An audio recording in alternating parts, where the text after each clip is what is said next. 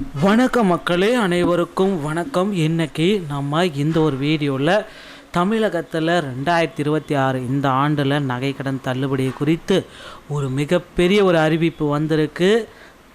அதை பற்றி தான் இந்த வீடியோவில் பார்க்கலாம். 2026 தங்க நகை தள்ளுபடி கடன்கள் மீண்டும் வருமா? 2026 தேர்தல் தள்ளுபடிக்கான எல்லோருடைய எதிர்பார்ப்புகள் என்னென்ன?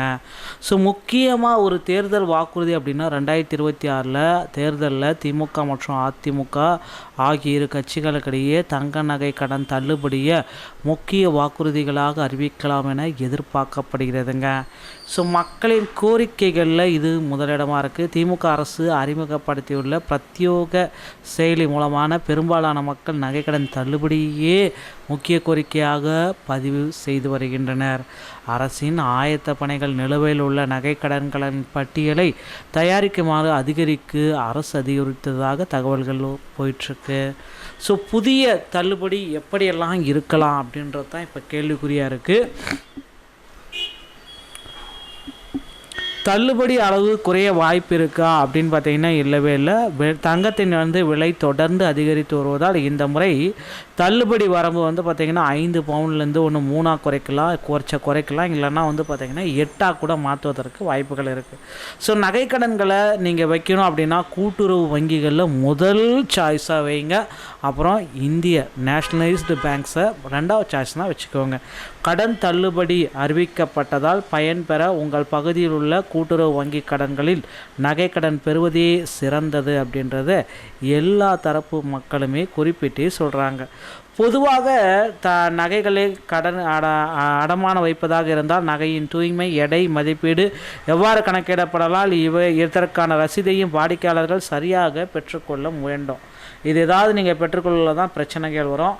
ஏதோ ஒரு ஒப்பந்த நிபந்தனைகளோடு வாசித்து ஒப்புதல் அளிக்க வேண்டும் என்றாலும் மேலும் நிறுவனம் ஆர்பிஐயில் பதிவு செய்யப்பட்டுள்ளதா என்பது, ரசீகை, நகை விவரம், மீட்பு காலம் தெளிவாக குறிப்பிட்டுள்ளதா என்பதையும் காட்ட வேண்டும்.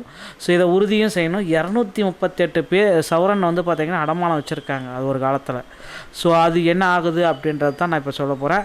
ஸோ இந்த 238 தங்க நகை கடன், சவரன் தங்க நகை கடன் அடமானம் போயிட்டுருக்கு.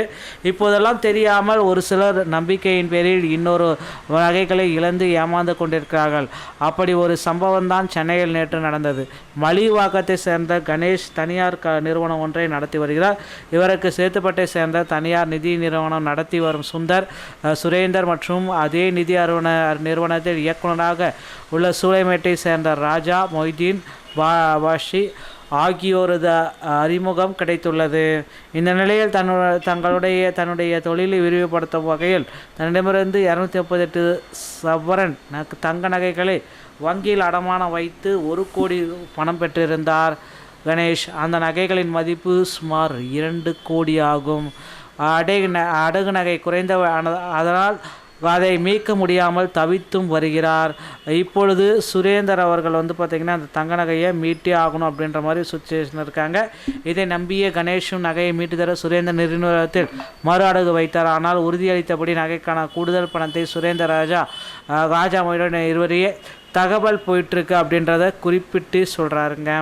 ஸோ கண்டிப்பாக நடமானம் நகைக்கடன் தன்னுடைய நகைக்கடன்கள் முழுவதையும் வட்டியுடன் சேர்த்து விடுவதா அப்படின்னு சொல்லி மொத்தமாக நகைகளையும் திரும்ப தருமாறு கேட்டுக்கொள்கிறார்களா அப்படின்றதையும் வாட்ச் பண்ணிட்டு தாங்க இருக்காரு. ஸோ இப்போதைய சுச்சுவேஷன் பிரகாரம் பார்த்திங்க அப்படின்னா நகைக்கடன் தள்ளுபடி யாருக்கெல்லாம் கிடைக்கும் அப்படின்னு பார்த்தீங்கன்னா 8 நேஷ்னலைஸ் பேங்க் வச்சுருக்கவங்களுக்கு கிடைக்கும். 31/1/2026 லாஸ்ட் டேட்டு. உடனடியாக நீங்கள் நகைக்கடன் பண்ணலை அப்படின்னா இப்போந்தே உங்களை தயார்படுத்தி கொள்ளுங்கள். ஸோ இந்த தகவல்கள் உங்களுக்கு ரொம்ப ரொம்ப பயனுள்ளதாக இருக்குன்னு நினைக்கிறேன். மீண்டும் ஒரு நல்ல தகவலோடு நாங்கள் சந்திக்கிறேன். நன்றி, வணக்கம், தேங்க்யூ.